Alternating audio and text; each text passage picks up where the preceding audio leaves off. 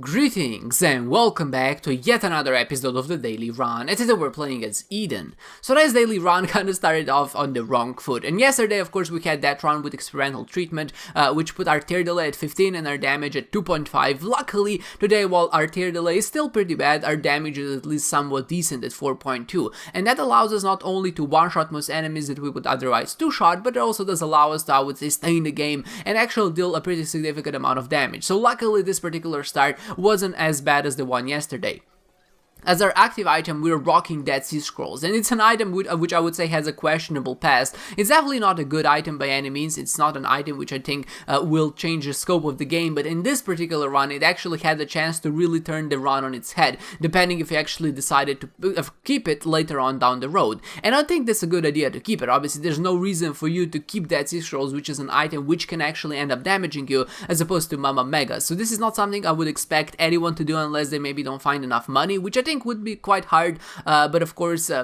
stranger things have happened, and of course in this particular case I think just keeping on to Mama Mega is going to be the optimal solution. But if you do keep on this Dead Sea Scrolls, you're going to have an opportunity to get something done on the next floor. But of course I did decide to go for the Mama Mega. I had quite a bit of money. I even had some money left over to buy a Spirit Heart, so I was feeling in a pretty good spot from this point forward. I also picked up the Ankh.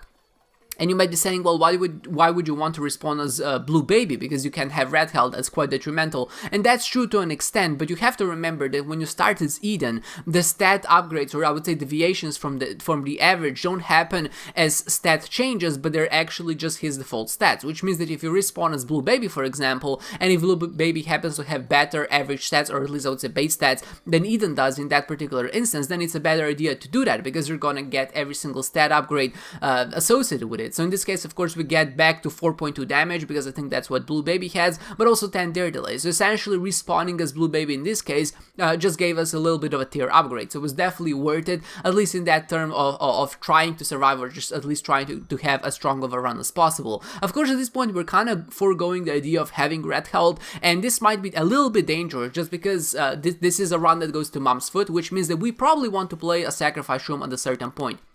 Having Red Health would make that a lot easier, because obviously with Blue Baby you can never guarantee that you're gonna have enough Spirit Hearts, but I felt like it was gonna be worth it just for that tiers upgrade, and maybe it's gonna allow us to go a little bit faster. I just feel like this is gonna be the way to really have a little bit more fun with the run, and usually, you know, if there's a choice that I would say isn't too detrimental, I'll usually go for that, just so I can actually have, I would say, enjoy it a little bit, but also because if the game doesn't want to give us a good Blue Baby run, then we have to make one ourselves, right? So I did decide to pick up on the Mama Mega, and if you were kind of paying attention on the previous floor, on the third floor, there was a secret room, and it had the shovel. And now you might be saying, well, how could Dead Sea Scrolls help in that situation? Well, it could help in a variety of ways. One of them, it could be, it could work as the poop, so that means you would just drop the poop on the ground, and what happens if you drop a bomb next to the poop, you can actually make a bridge to go over the gap and then pick up the shovel in the first place. It could also give you one of the flight effects. I think there's more than one. I definitely know of one, which is the shares, which decapitates you, leaves a body that kind of chases enemies around, and you can kind of move your head, so that would allow you to keep the shovel, but that might be a bit, I'm not sure if that would actually work, because what might end up happening is you might go pick up the shovel, and because you're not holding the shares anymore, you might lose your flight status, which means in that particular instance you would be soft locked. So no, I don't know if that is something that could happen or that would happen, but there's definitely one way of actually approaching it,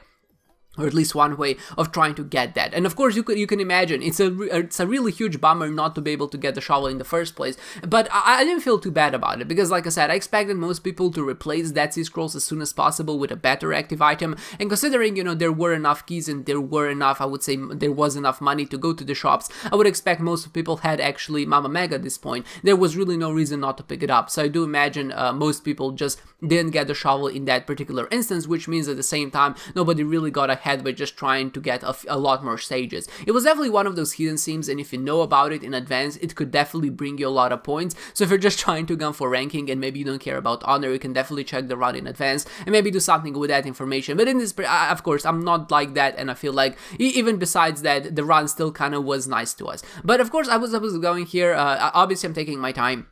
I'm not really rushing because I know we can always use Mama Mega to try and implode the depths to get the boss rush. And maybe one thing to keep in mind is if you want to use Mama Mega, one thing you want to make sure of is that there is not a 5-pip dice room, because if there is one, or even if there's a way to go forward or anything like that, you want to use that one first so you can actually use Mama Mega on the second iteration. That way you're just gonna maximize on the points that you can possibly get. Luckily there was a double key room right next to the spawn and it didn't have a 5-pip dice room, so I felt pretty comfortable using it in this instance just as it is. And of course that not only does it allow you to get to boss pretty easily, but also it just destroys everything, opens up the secret rooms, the second secret rooms, so it has, I would say, a bit of a double effect.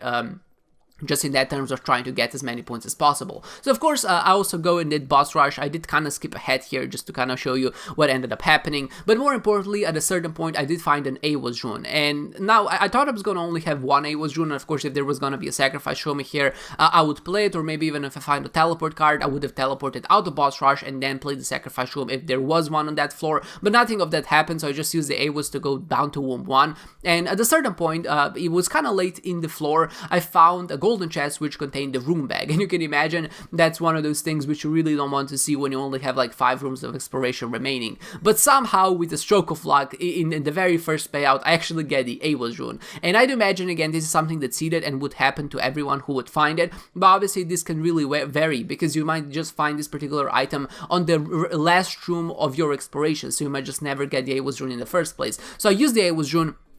I go to womb 2, and in the womb 2 there was a sacrifice room. I kind of skipped all of that through, mainly because I'm having a bit of a fever and I don't really think it's a good idea for me to talk for 10 minutes, but I just wanted, to tell you that I did go to the sacrifice room, I did the usual ordeal, I went to the dark room, I went to the sacrifice room, then I teleported to the dark room from there, and because I had the room bag, I was also able to, I would say, capitalize on swag a little bit. I got a few more coins and keys, and solo panning definitely helped in that regard as well. So it was a very, I would say, standard daily that goes to mom's foot, just the usual breaking opportunities, trying to find a way to go forward, and just basically using the first sacrifice room that we find, and in the end, it turned out to be a pretty strong run because we had 15 damage, we had Succubus, we had Magic Mush, we had Technology 0, so, and we also had Quadrot. So I would say that this was one of those very entertaining runs,